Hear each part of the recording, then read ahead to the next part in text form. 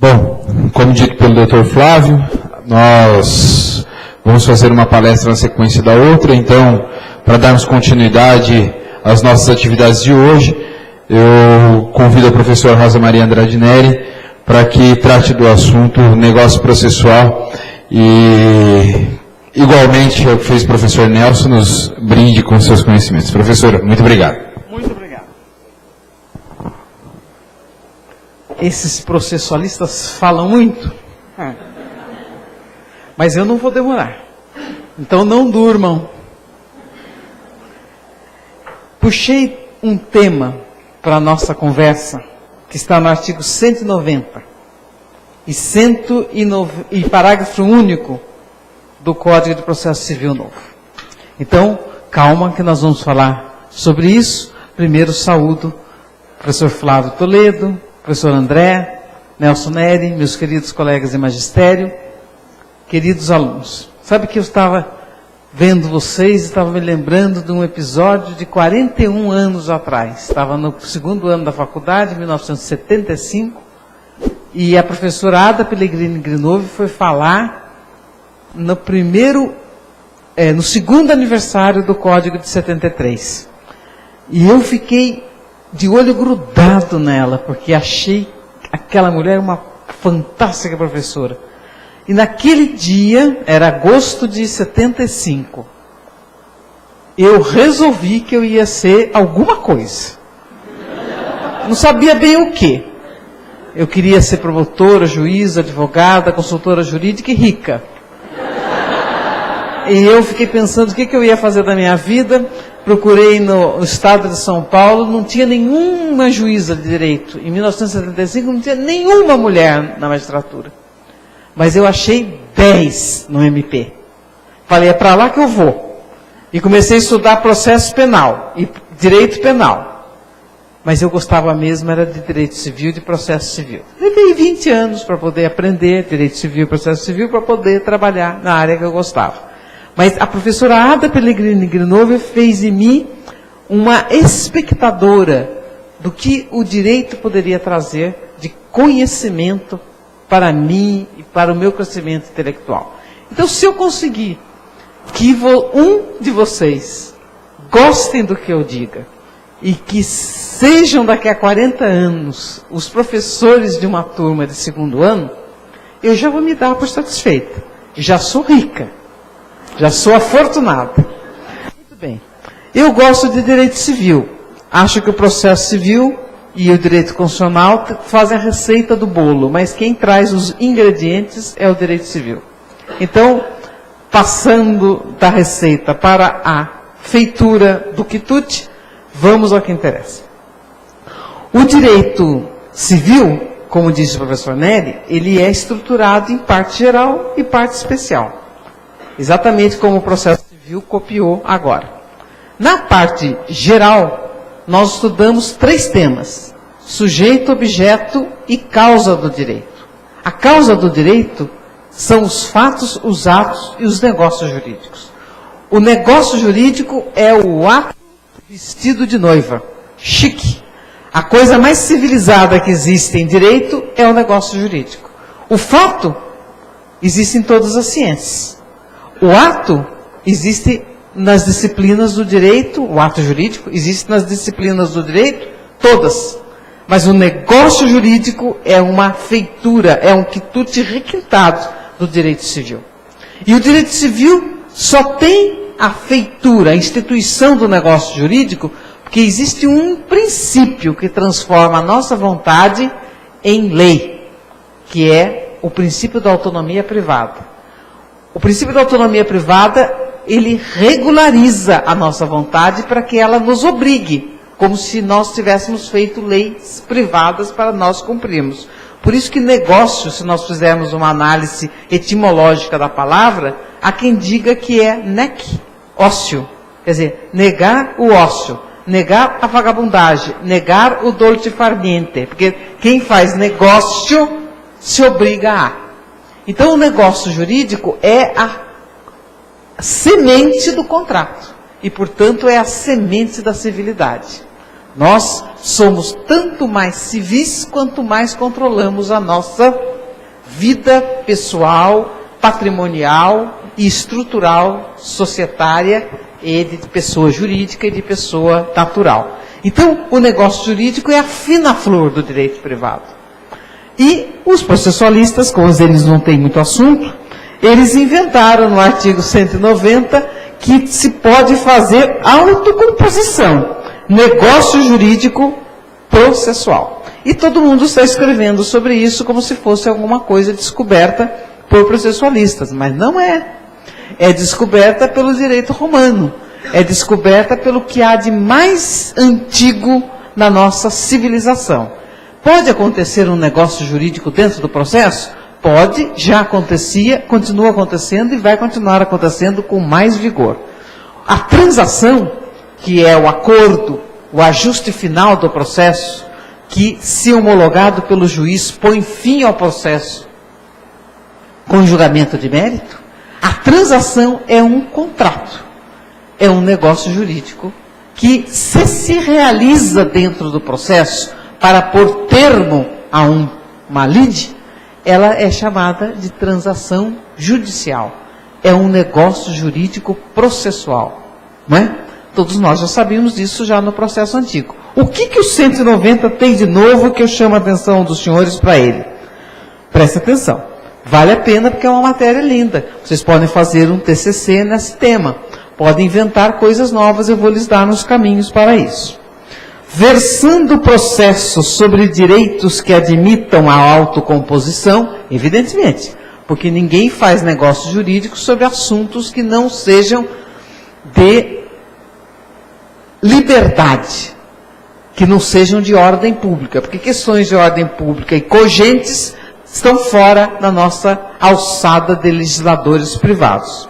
Então, versando o processo sobre direitos que admitam autocomposição, é lícito às partes, portanto é negócio jurídico possível e pode ser válido, é lícito às partes plenamente capazes, então, artigo 104.1 do Código Civil, o negócio jurídico requer agente capaz, objeto lícito e forma prescrita em lei ou não defesa em lei, é lícito às partes plenamente capazes estipular mudanças no procedimento para ajustá-lo às especificidades da causa e convencionar sobre os seus ônus, inclusive os probatórios, poderes, faculdades, deveres processuais antes ou durante o processo. Então, o 190, o que tem de curioso? Primeiro, empresta o Instituto do Direito Civil para dentro do processo, para prevenir a lide, para resolver a lide, para evitar a execução da sentença que eventualmente já tenha sido dada. Segundo, os requisitos do negócio jurídico processual são os mesmos requisitos do negócio jurídico civil comum. Sujeito capaz, objeto lícito, forma prescrita ou não defesa em lei. Mas o que é curioso aqui? Parece que tem um nonsense no artigo. Fala que podemos fazer negócios jurídicos sobre direitos que admitam autocomposição. Mas logo adiante tem uma frase curiosa, dizendo que nós podemos mudar o procedimento. Eu penso que é o procedimento processual, é o interprocedimental, para ajustá-lo às especificidades da causa. Ora, até onde eu sabia, que eu tinha aprendido, as matérias que cuidam de processo e de procedimento são matérias de ordem pública. Mas aqui parece que o interprocedimental virou tema de autocomposição. E eu posso fazer um negócio jurídico para ajustar as questões relacionadas com o procedimento. Então eu advogado, converso com meu colega, advogado da parte contrária, combinamos e fazemos uma petição ao juiz, ao Dr. Marcos Vinícius, dizendo: Dr. Marcos Vinícius, nós temos um caso que precisa de uma perícia. Nós já combinamos que a perícia pode ser feita por um médico tal, e que ele vai entregar isso em 3 dias. Nós estamos de acordo com relação a esse tema, gostaríamos que o senhor considerasse essa nossa pretensão e nós aceitamos a contingência de que em 3 dias ele vai entregar, que nós vamos ter que repelir as observações que ele fez, fazer os questionamentos para os nossos assistentes técnicos, e tudo isso vai se resolver em 15 dias. O senhor está de acordo? Tá bom, homologo. É um negócio jurídico processual, com partes capazes, objeto lícito, forma prescrita em lei, homologado pelo juiz dentro do processo, que muda a sistemática do procedimento, do iter procedimental, e cria um ambiente mais camarada, mais rápido, mais técnico, menos amarrado, mais feito para aquela situação específica da vivência daquelas partes. E mais, nós podemos convencionar sobre os ônus da prova. Eu, por exemplo, sou um comprador, riquíssimo, comprador de um carro maravilhoso, um BMW, ponto não sei das quantas, que quase voa. E eu estou brigando com a BMW. Invoco a minha condição de hipossuficiente. A BMW disse, mas quem o senhor é hipossuficiente? Bilionário como é? Eu falei, mas eu sou hipossuficiente nesta causa. Porque eu tenho que provar que o motor do seu carro saiu andando sozinho e bateu na parede o meu carro. Eu não consegui controlar. Diz a BMW, o senhor é que não sabe dirigir? Não sei dirigir sim, o carro andou sozinho. Eu provo, eu não consigo provar. Está lá no registro do motor. Eu vou pedir para o senhor mandar a BMW abrir essa prova. Nós vamos fazer um acordo. Ela faz a prova do que eu alego. Eu alego que o carro estava com um problema técnico que fez com que ele andasse sozinho. Quem alega prova. No caso, eu alego e não provo. O senhor prove que ele não andou sozinho. Como assim? Inverte o ônus. Nós vamos fazer um acordo com relação a isso. Você tem 15 dias para ir até a Alemanha, buscar o CD, provar que o meu carro está funcionando exatamente como foi programado lá, para não andar sozinho. Ou quando tiver que andar sozinho, não fazer a besteira que fez, que foi subir em cima do outro carro. Podemos fazer esse acordo? Podemos. É o que está aqui no 190 do Código de Processo Civil, dizendo que nós podemos fazer um negócio jurídico, uma transação, não para pôr fim ao processo, mas para regulamentar o iter procedimental, a prova, os ônus, os poderes, as faculdades e os deveres processuais. Naturalmente, eu não posso fazer uma transação para dizer que eu não tenho o dever de lealdade, porque isso seria um objeto ilícito, contrariaria o artigo 104(2) do Código Civil. Aí eu preciso emprestar o recurso da institucionalidade do negócio jurídico que está lá no Código Civil. Mas eu posso, por exemplo, dizer que, no caso de o médico dizer que tal doença exige tais e quais equipamentos para a correção do mal que acometeu a pessoa pelo incidente que eu causei e que aqui estou obrigado a indenizar por conta da responsabilidade civil, eu posso, por exemplo, dizer que se a prova vier com tais e quais consequências, se a perícia disser tais e quais assertivas, eu posso me valer de uma outra prova que nós bolamos aqui, qual seja, para melhor elucidar a situação e deixar o juiz mais confortável para julgar? Posso. Então o negócio jurídico pode controlar poderes das partes, deveres das partes, ônus, faculdades que as partes têm. E daí, tudo isso vai moldar o iter procedimental, não do jeito que está no CPC, mas da maneira como nós decidimos para o caso concreto.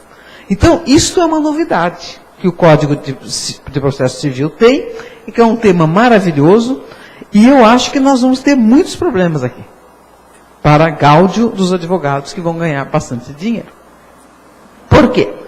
Porque existem algumas coisas que o professor Nery falou, que nós estamos querendo copiar o common law. É verdade, nós vivemos copiando as coisas dos outros. E no processo judiciário, nós estamos com uma tendência de querer copiar algumas coisas do procedimento arbitral. E o curioso dessa situação é que no procedimento arbitral, nós podemos, por exemplo, escolher a norma, o texto normativo que vai ser aplicado ao nosso caso. Eu posso dizer, duas empresas escolhem o procedimento arbitral para a solução de seu litígio. E eles dizem, olha, no nosso caso, para resolver o problema desse contrato, transporte internacional, nós vamos usar a regra vigente na Espanha. Podemos? No procedimento arbitral, podemos. A pergunta é, podemos aqui, no 190? Eu posso convencer, nós dois, autor e réu, podemos fazer um negócio jurídico para dizer para o juiz que no caso da solução do nosso problema contratual, nós não queremos aplicar a lei brasileira, mas queremos aplicar a lei argentina, por exemplo. Não, Argentina não quero aplicar a lei argentina. Eu quero aplicar a lei suíça. Podemos aplicar a lei suíça? É uma matéria que pode vir a ser discutida. É um tema que pode vir a ser discutido. E nós vamos ter que aplicar para o processo civil, dentro do procedimento processual, vamos formar um iter, um caminho do processo, que vai seguir um parâmetro ditado pelas regras privadas que as partes vão criar. É um poder que o Código de Processo Civil dá às partes no processo civil novo. Quase que dando ao juiz apenas em certos momentos, claro que na decisão final, na sentença e tudo mais, a liberdade do julgador é plena, mas durante o processo haverá momentos em que o juiz será um controlador dos excessos, um controlador da lealdade, um controlador das consequências civis do negócio jurídico processual feito dentro do processo. E por que o termo negócio jurídico? Adjetivo. Processual. Porque dá-se esse nome a todo contrato que as partes fizerem dentro do processo ou fora dele para, por fim, resolver, diminuir, ampliar a lide ou criar mecanismos para a solução pacífica do processo. O negócio jurídico processual, como todo negócio jurídico, ele, repito, requer agente capaz, objeto lícito, forma prescrita e não defesa em lei. Decorre do dever de cooperação das partes, que está tão claramente posto no artigo 6º do CPC. O negócio jurídico processual segue os elementos do artigo 104 do Código Civil. O negócio jurídico processual tem eficácia dentro do processo e pode compelir o juiz também a ter que obedecer aquilo que foi determinado dentro do contrato. Imagine, senhores, que numa audiência as partes convencionem algumas práticas que vão realizar dali por diante, aquilo se realiza como uma transação parcial do iter procedimental, o juiz homologa e todos estão sujeitos àqueles prazos, aquelas regras, aquelas condutas, aquelas formas, aquele tempo e aquela maneira de procederem dentro do processo para resolver aquela lide. Então é uma novidade, algo muito bom, eu gosto, principalmente porque vai dar ocasião de nós estudarmos muitas coisas maravilhosas. Eu já sei que vocês estão bem cansados e eu nunca gostei de maçar ninguém. Que conselho eu lhes daria como cultora do direito? Hoje mesmo eu estava ajudando a minha filha a resolver um problema de estudo do direito, da filosofia do direito. O professor Márcio Pugliese, que os senhores devem conhecer, professor de filosofia na PUC de São Paulo, tem uma cadeira que é obrigatória para todos os mestrandos e está estudando Habermas, o filósofo. Lemos e relemos, tornamos a ler e tornamos a reler o que o Habermas fala, e que dificuldade, porque é muito difícil ler um texto de filosofia. A ciência do direito, ela precisa da filosofia, precisa da antropologia, precisa da sociologia, precisa das estruturas lógicas do pensamento, mas precisa também do nosso conhecimento de que o direito é um mecanismo de segurança jurídica. E um mecanismo de segurança jurídica que, pelo processo civil, dá vida às vertentes institucionais do direito civil. E civil do direito quer dizer civilidade, quer dizer convívio pacífico, convívio harmonioso, convívio de racionalidade justa para a liberdade das pessoas. Como é que nós chegamos a essas conclusões? Pela experiência humana do direito. A vida do direito é a vida das pessoas que aspiram pela justiça. E a justiça é um ideal que nós vivemos perseguindo. Como chegar lá? Lendo. Lendo e argumentando. Argumentando e lendo. Lendo e argumentando. Argumentando e lendo. Então, o recurso de que nós dispomos é a palavra. A palavra que convence. E nós só temos argumentos de palavra quando nós temos estrutura de compreensão dos textos que nós lemos.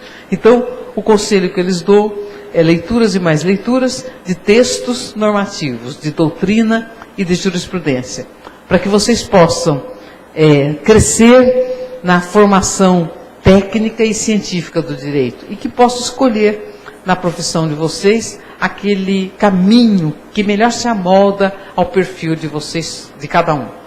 E esse meu desejo eu transmito agora com grande ênfase, de que vocês tenham um tempo muito bom na universidade, na faculdade, que isso se prolongue por toda a vida de vocês e que vocês daqui a 40 anos deem aquela aula de que lhes falei e se lembrem de mim como um estímulo para não perder o gosto pelos estudos. Porque todo dia que eu estudo, eu descubro que não sei coisa nenhuma e que vim aqui só para lhes enganar. Muito obrigado.